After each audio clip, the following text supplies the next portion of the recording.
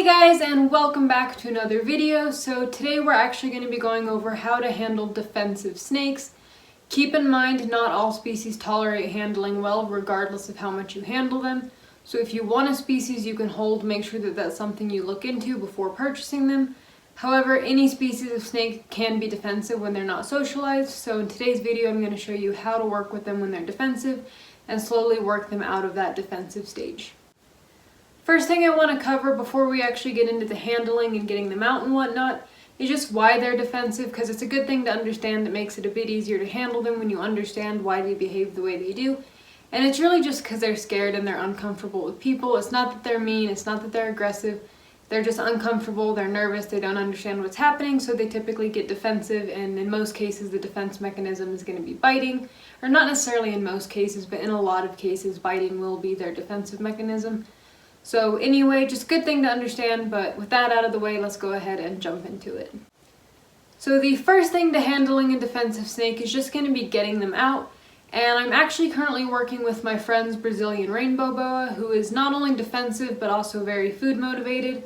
So I have him in a temporary enclosure in front of me, and I figured I would use him for this video because he needs worked with anyway, and he's an example of what defensive snakes can look like. He's not as bad as some, but he's definitely more defensive than any of my snakes.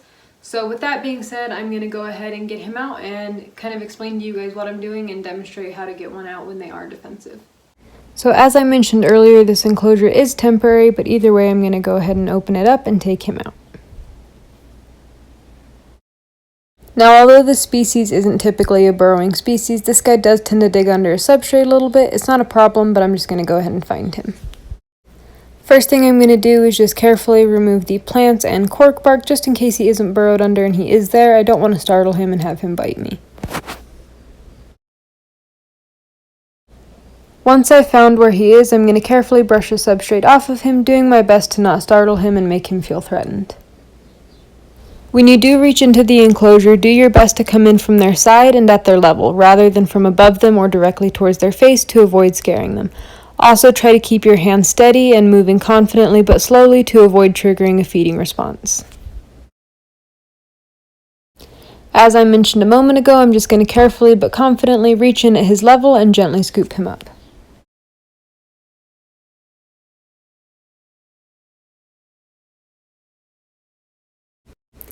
Once I got him out, I carefully began to brush the dirt off of him. However, you can see he was pretty uncomfortable with this and was definitely displaying some defensive posture and behavior. Although he was acting a bit defensive, I kept my hands calm and steady as not to scare him or potentially trigger a feeding response. So now that you actually have your snake out, how do you handle them when they're defensive? The biggest thing is just try to make sure they feel secure. Make sure that you're fully supporting their body and that you're not dangling them away from you, like trying to keep them away from you and attempt to avoid being bitten. You're really just more likely to be bitten this way because they feel vulnerable and exposed and very nervous, because again, they're not going to be biting out of aggression, it's just fear.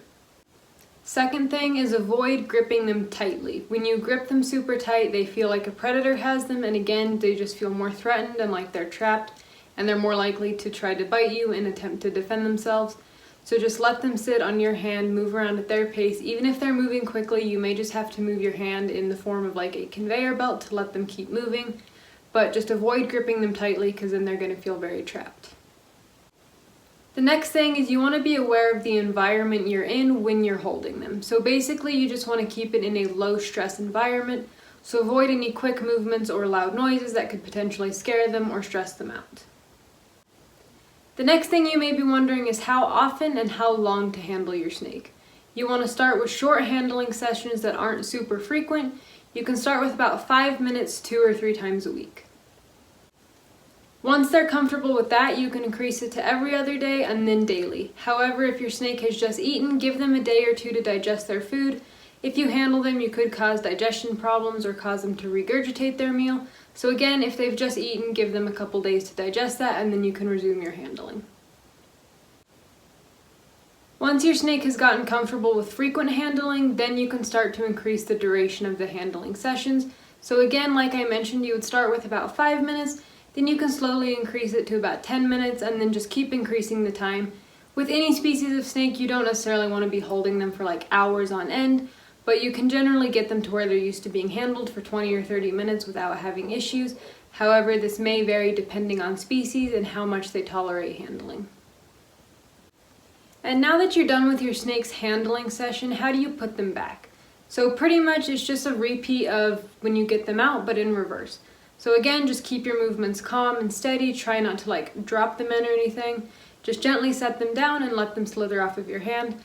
I'm going to go ahead and put him back and just kind of demonstrate when I do that. Now when it comes to putting them back in their enclosure, it's the same basic idea. You just want to gently place your hands in the enclosure with the snake and let them slither off at their own pace.